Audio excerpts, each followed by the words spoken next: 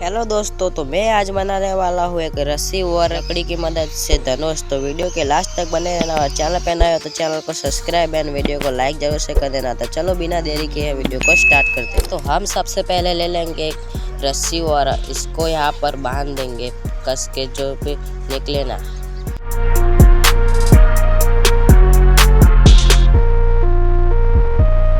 तो गाइज हमने एक तरफ ये बांध ले दिया है, तो अब हमें दूसरी तरफ भी ऐसे ही बांध लेना है गाइज।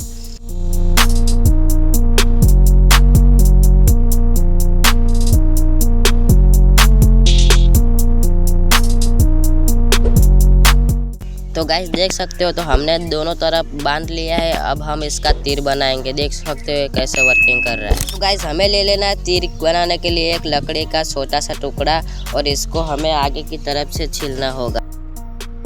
यहाँ से हमें छील देना है ताकि किसी भी चीज के अंदर घुस सके। तो गाइस देख सकते हो, तो हमने इसके आगे की तरफ अनी बना दी है। तो चलो इसको अभी हम ट्राई करते हैं।